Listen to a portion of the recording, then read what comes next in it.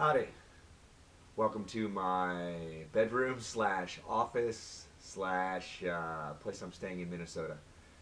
So I was talking to a good friend of mine who has been going through quite a few things lately, and I want to say that sometimes bad things happen. A lot of times bad things happen to good people. Often it's through something that we've done, or haven't done, but sometimes it's just through no fault of our own. Whatever the reason, it doesn't matter.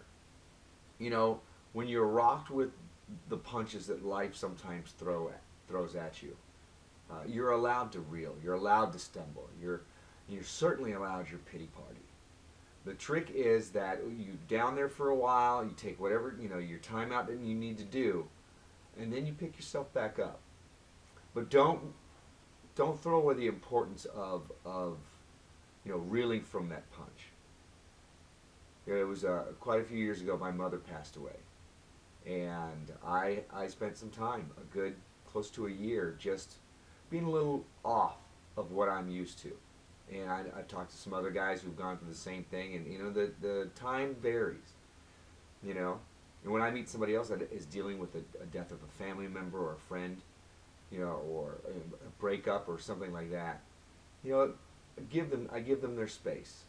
I allow them their pity party and let them know that it's okay. It's all right to feel bad, to feel sorry for yourself sometimes for a little while. Sadness is a negative emotion, but it doesn't make it a bad emotion. Anger is a negative emotion, but it doesn't make it a bad emotion. They both have their uses. Now, I say feeling sorry for yourself, but that's just sometimes we go in that direction. But don't stay there. Make sure that there's a time that you pick yourself up again. Because it doesn't matter how many times that you fall down. It doesn't matter how many times you stumble, as long as you pick yourself back up again.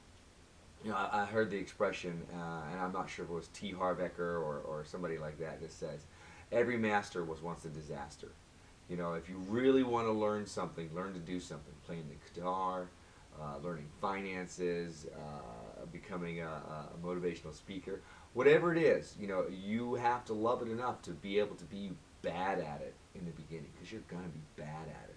You might have some natural talent, but you're going to have to suffer through that time that